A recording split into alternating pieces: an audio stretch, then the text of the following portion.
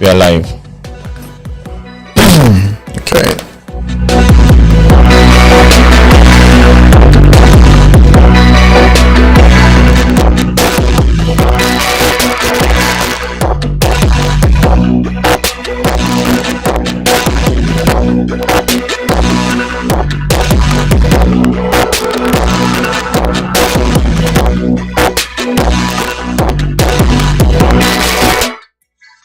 Hi guys, you are once again welcome to the Ryde channel. You know, on the Ryde channel, it's all about cars and motorcycles and motoring in general. And today we have a very special show. You know, we are all about education, giving you great education to enhance your motoring experience. I say always, and as usual, have my should I say my partner. Yes, I think now I can say my partner here, Salom Atachi.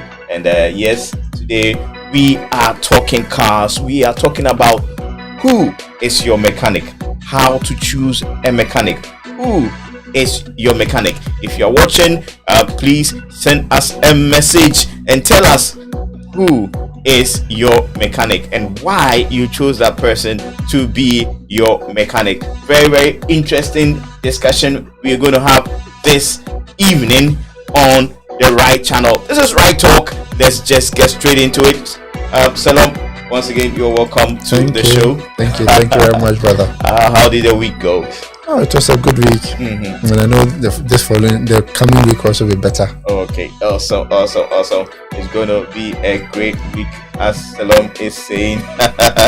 Yes, for me, my week was very tough but rewarding. Yes, okay, I mean, that's great. For the past week, there's been a lot of activities. We had a display at the forecourt of the State House last Saturday. Wow. Okay.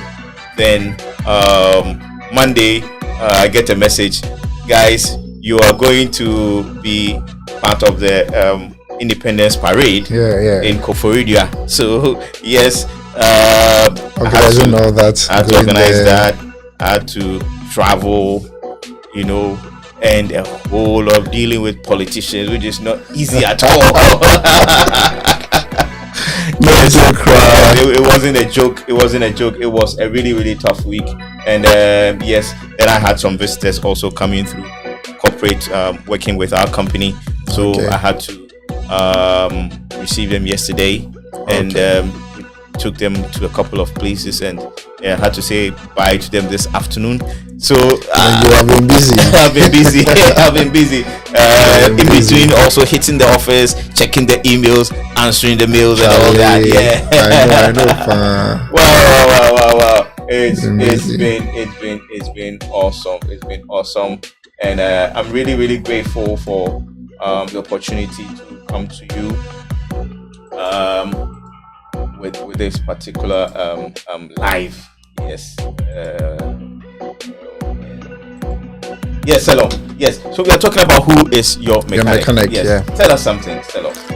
So, before as we are getting this started, we should understand that a vehicle or a car is a machine. You understand? Even with we the human beings, we need to maintain ourselves. You get it? Like, make sure you take good care of yourself. In the same way, you need to take care of your car. To have a good car is basically how you maintain it. Somebody can have a very old car and maintain the car, make sure that they take very good care of the car. And that, truth be told, boils down to the mechanic, the one who does it for you. So in a human being's case, is the doctor. You get it. So if you have a bad doctor, I mean, I've heard so many cases where somebody will go to the hospital, they give him drugs that he was not supposed to take, and it became, one of them became fatal. He actually got kidney failure. Wow. Yeah, and he has to deal with it. So in the same way, imagine you get a bad mechanic, there's nothing wrong with your car, then you just go and approve some things, Charlie. So it's very necessary for you to take care of your car the same way you take care of yourself. So I mean, maybe that's a prelogue to what we are coming to discuss. Oh, okay. All right. So you heard it from Salom. if you are going to be taking care of your body, you need a good doctor. Yes. The same way, if you are going to be taking care of your car, you need a very, very good mechanic. Yeah. Yes, and that's what we are about this afternoon. If you are watching this particular live, we are helping you to make a decision on choosing the proper mechanic, your car doctor. Exactly. Okay. Exactly. Yes. So, what are the things you look out for, Salom, when you have to select a mechanic? You know, I've heard you share a few stories here and there, so I know, the Ghana experience. I don't get to you know, in Ghana here, most of the times, you get your mechanic based on someone's recommendation. Most of the time. I mean, I'm sure it's everywhere.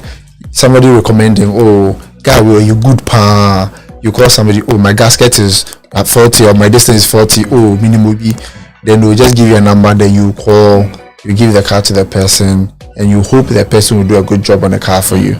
So in Ghana, most of the times it's based on recommendation. But then it's just like any other thing. Do your own research. Yeah. Do they tell you that, okay, this guy is good?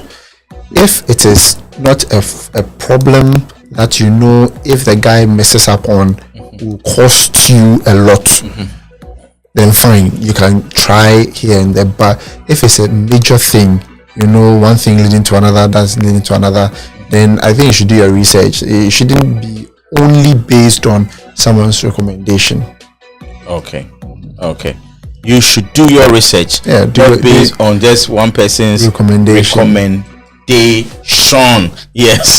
Do your research. Do your research. So what are the things you're going to look out for? So for me, I'm going to look out for the person's experience. Okay. So, you know, in Ghana here, we call them masters. And fine. I mean, there's somebody who can be very young and be a master. But you are going to, of course, engage the person, find out what is it that you are good at. What have you done? What are you capable of doing? I mean, in a workshop, you see a lot of broken down cars. You can ask questions like, why are the cars there? Is it because the people didn't have money to come and do it, or they just came to leave it there? Just a casual talk, you know, but you are fishing. You are trying to get information. So how experienced is this person? And even the person who is recommending the mechanic to you, look at the person's car. If the person's car is okay,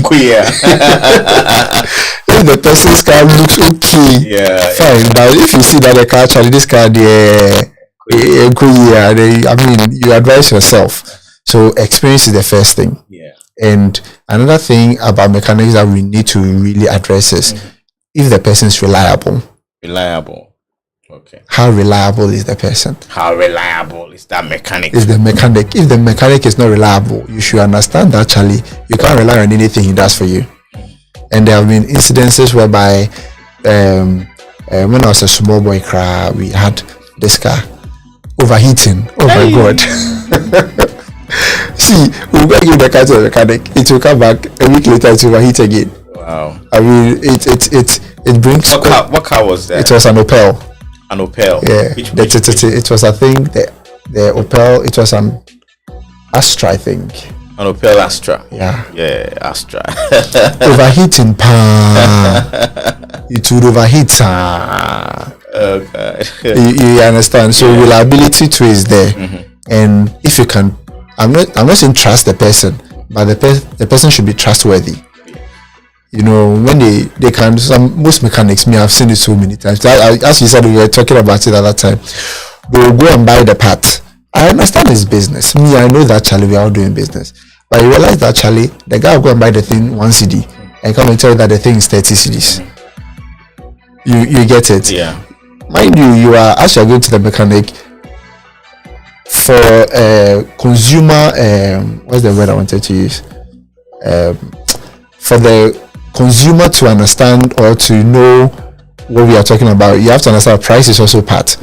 I mean, you go to a place where the price is cool, is good enough. You understand? Yeah. So the person being trustworthy is also a thing where the person can tell you that, oh, I want to buy this thing 10 CDs. and this is what I'm doing. This is the job I'm doing for you. Blah blah blah. So you also be nice on your pocket. And another thing you also have to look out for is how neat is the place when you go there. You may think that is not a big deal, but you see, it's these little things that can finish your car for you. Maybe the guy, he just throws anything anywhere. There's sound everywhere. He doesn't clean the place. And fuck, if to me, I think it speaks a lot.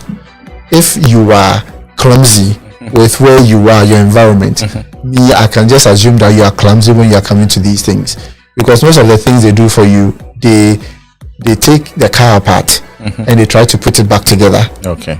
So if you are clumsy, if where you work is clumsy, I can only assume that you said you take the engine apart and you forget about the gungeon pin. And whilst putting the engine together, Charlie, you'll be driving around and you realize that the car is misfiring. Yeah, and that can lead to something else. So these are some of the, for me, these are some of the things that I look out for. Okay. The person should be reliable, experienced, trustworthy, and be organized. Okay. Experienced, trustworthy, but how do you check to be sure you're able to fix your car? So, right, you buy a car, let's assume they are not cheap, but we are to the dealers. Okay. If it's tear rubber. So you see, with the dealers, as we are saying, you can be sure of the work they are doing for you. They are keeping the car nice for you. We have taken cars to dealers before, Charlie.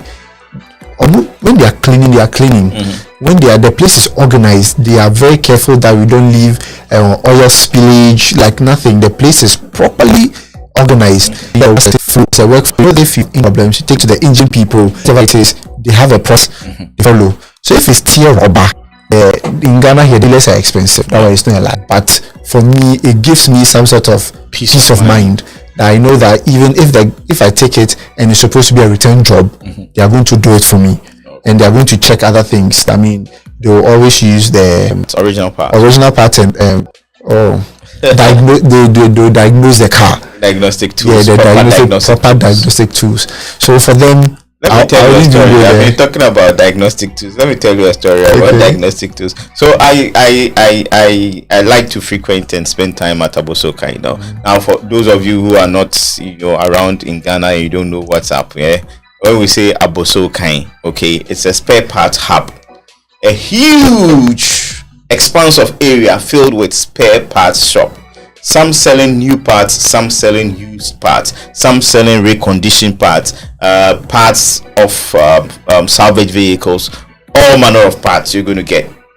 And these days they are very, very, very, very well stocked. You get a lot of things that will beat your mind. Yes.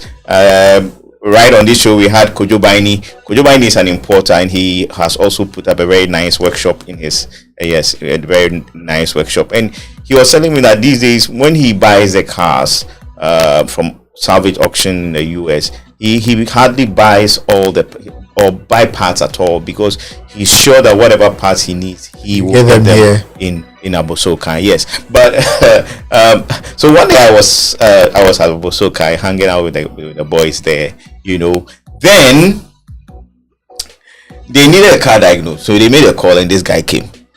Okay, he came with some bag, some briefcase. Usually it's red.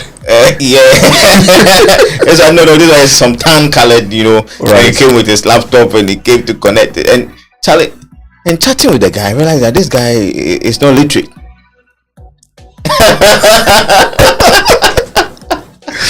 This guy is not literate. As soon as you realize that, yes, but some way somehow he's so basically he goes about with a laptop with a diagnostic software and some cabling on it, OBD2 or whatever, and he just all he does is to clear the what do you call it, the checking, the error, and he will charge you 250 Ghana.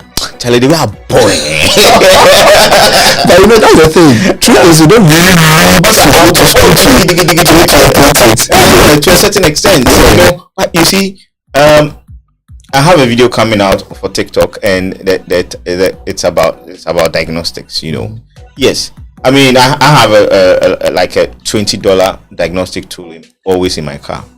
You know, these days they become very, very cheap. I'm sure you can even get some like $10 or even less. Okay. You know, and I'm like, the fact that you have a diagnostic tool, the fact that you can plug it in and read the codes of your car, does not mean that you know exactly how to fix the car, or you know how to solve the problem, or you can even diagnose what the problem is, because diagnosis of the issue is different from solving the issue. They are very, very different things. Two different things. And sometimes also the diagnostics of your car's issue is not what is showing on the screen. Okay. The screen of the diagnostic software will show certain things, but that is not the problem. We'll be talking about that. So this guys back in the days when these diagnostics they'll give you those sheets. They'll use it for you. It's as if when you diagnose a car, then the solve the problem. And this particular discussions that we have is let's go check his channel out, subscribe. Okay, and yes, we are doing this together. And today we say, who is your mechanic? How do you choose a mechanic? Okay, your car is, I mean, the expert says that apart from the a building, the car is the next most expensive thing most households will spend money on. True. So it's a serious thing. It's not something that you have to take lightly at all. Okay, so who is your mechanic? You have bought the car. Okay, how do you maintain it to put it on the road and maintain its value? I mean, for a car, immediately you drive it out of the showroom or out of the carport, you already lost some money. Yes, in the form of depreciation. But what is left? How do you keep it? In fact, even the choice of car will determine how much money you lose. How much you lose. But that discussion we'll have another day. Today we are talking about mechanics. So I wanted to add a little to the experience. Yeah. So in Ghana, most places you go to, you realize that the mechanic will be experienced in, say, a Honda car, or maybe Kia cars, or maybe Korean cars. Okay, that in a way helps you a bit, because then you understand that, okay, this guy is an experienced person when it comes to these kinds of cars. So he, I mean, I want to say he or she. I mean, I can say he or she. Yeah. We have a lot of females. Yeah, females who are into yeah. So he or she would understand what is happening with your car. So I like to give this example. So I used to work at this dealership, okay, and the people have worked on the car for so long. As soon as the car comes in and they just listen to the car, they know what the problem is. Like they themselves are the diagnostic machines. As soon as they hear now, car radio, you open it up and you realize that it's the same thing. One electrician, they have for him, so the experience is very important. Okay, if you realize that the person is doing only these kinds of things, it's very important. So those are for the let me put it as kwanchen. When I say kwanchen, the roadside mechanics, or the people who have not been able to establish their place of work. A well-organized workshop. Well-organized workshop. Yes, so those are some of the things. But now we are having people like Stancast who now have organized places where they can open it up for you. Yeah. So for those places to, again, it comes on recommendation. You go there, you have a chat, you give them your car. They are on a higher level. We have quite a number. Yeah. There's some on the Spintex Road. I mean, there are a lot of great workshops around. Yes, well organized, up to standard. Exactly. Okay, workshops now in Ghana. People are gradually getting it, and we have mechanics who are also upgrading themselves, learning, and they know what you're about. And you are right. In Ghana, a lot of experts in one car, the other, or a group of cars. So some will say German car expert. Some will say Japanese car expert. Some will say Korean car expert. American cars. Some are even brand based. They'll say, okay, Honda and Toyota. Some are just one particular brand. But me, I can tell you that I've been to a lot of places that say they are one thing or the other, but they still do everything. Yes, some will tell you carburetor expert, some will tell you a gearbox expert, and sometimes a name that they will use to call a particular part of the car will tell you, you should be careful. You should be careful. Yeah, you see, that's all part of what I said earlier. You engaging them. Yeah. You get it. Engage them. Yes. Listen to what they're saying. So that you have the recommendation, all right. Mm-hmm. Yes. But note that sometimes maybe the person has had good, luck with that person. But you, if I can use the word. Yeah, but you took it to but it won't work like that for you. So you're going to have a good chat. Okay. So like you're saying, recommendation. Go and have a chat with them. This person, mentioned you to me. I have this problem with my car. It's reoccurring. I took it to this place, and just listen to them. That will mean that you will also have to, educate yourself a little bit. And that is why Ryde Channel exists, to educate you, so that you don't go about uninformed about your car. Mm-hmm. So that when you go to a mechanic and you are talking, they know what you are talking about. And let me say this again. That is why this channel exists, and it is very, very important for you to be informed about your car. Mm-hmm. It is a crime to go using a car uninformed. You will get hurt. Your heart will get broken, and you will weep. And your pocket will cry unnecessarily. Let's just spare some people. Yes, so please be watching these videos. And educate yourself, so that when you meet this guy and you are chatting, I tell him, okay, I have this problem. I took it here, I took it there, and the problem is not going away. And you start talking, then he starts responding, and the things that he tells you. If you know a little bit about cars, it's not like you have to know plenty. If you know a little bit about cars, you know that what the person is saying is he's a good mechanic, or he's a dangerous mechanic, if I should say. Or maybe a learning mechanic. He's not learning. He's not. You car. No, you see, your car carries you. Yes. Your life. Exactly. Your life is, yes, because today driving here on the N1, okay, there was this mini truck that for some reason the axles have seized. Wow. Which means that the rear wheels were not moving, and it is a 5-lane dual carriage way, and the car was right in the middle, and they were trying to push it. Okay, so supposing this thing happened and there was some big trailer behind you, this is a mini truck, what would you do? It will flatten you. Just have to run for a life. Exactly. And if you're running for a life, crowd, there are cars coming from other side. So please, mechanics, I'm talking to you if you want to learn. Not my car.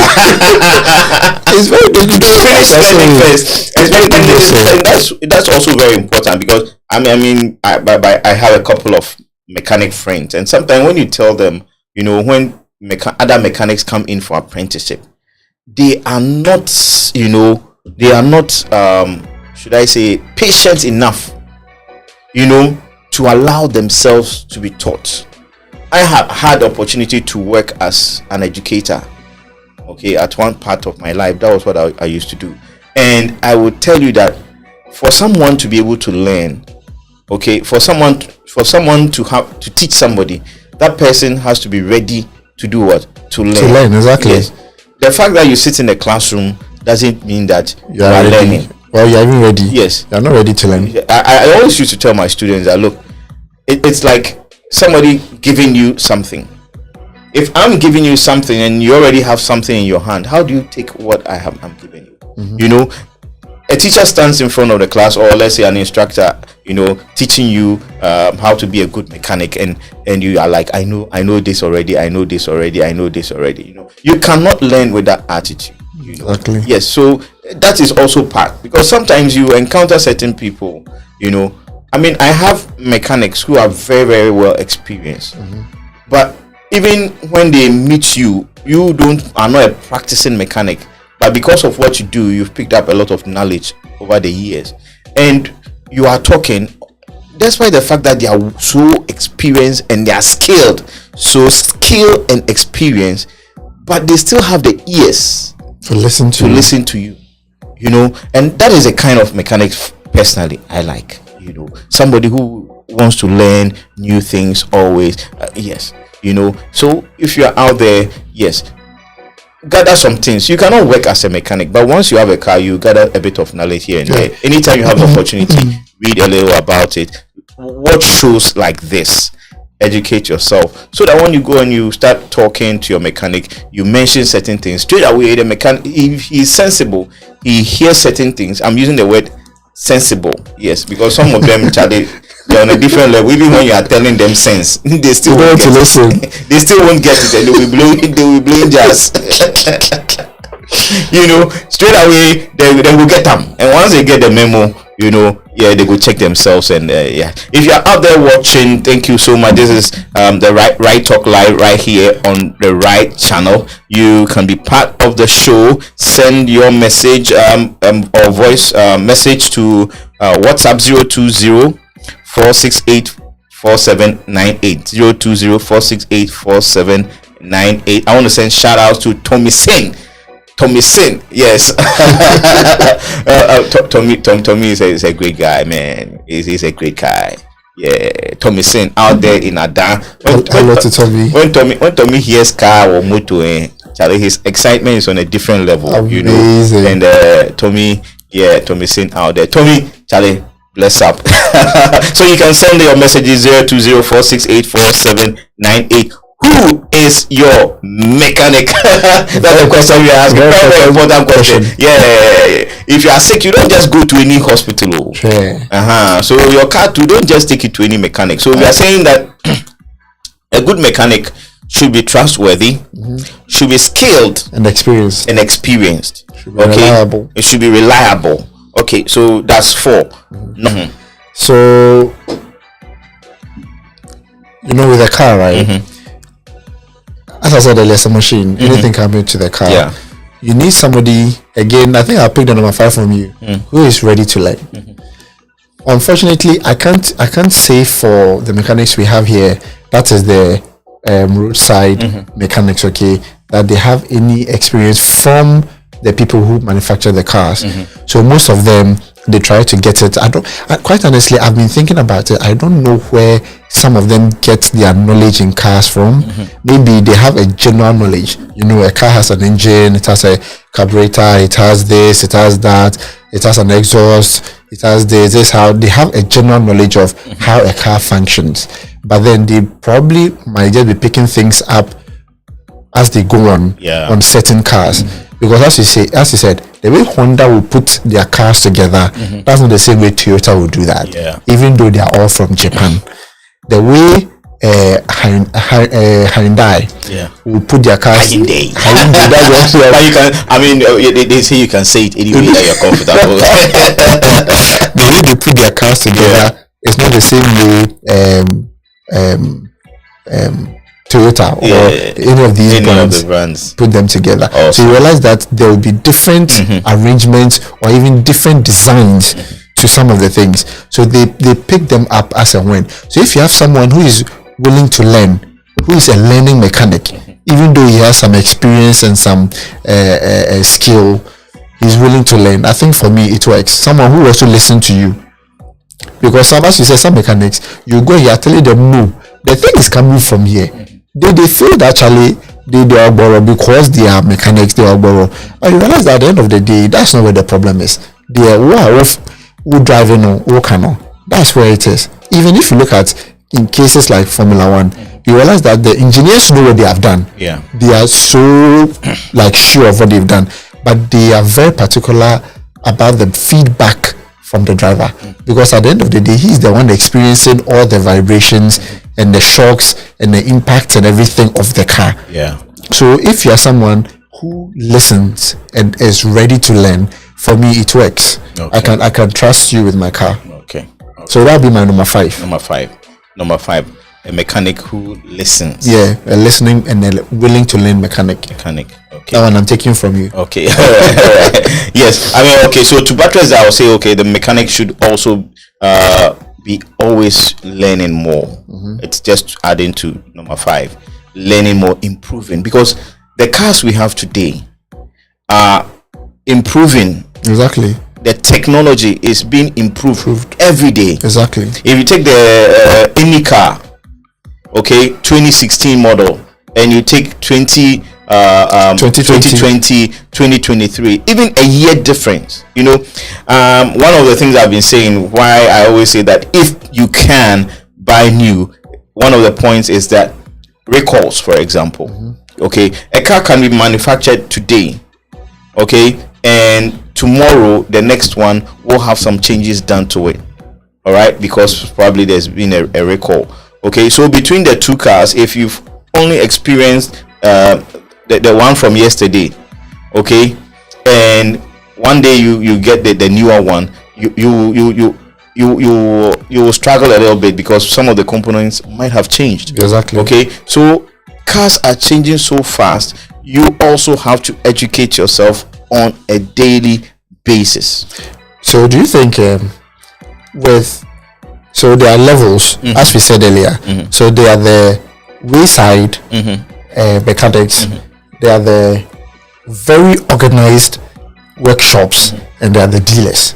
Right now, I mean, let's agree on these three categories. Oh yeah. I mean, yes. Basically. Now, if you look at the well-organized workshop, they have the capacity to actually travel to wherever they make the cars and learn, as you are saying, year in, year out, new technology, new facelifts, new designs, things can become different.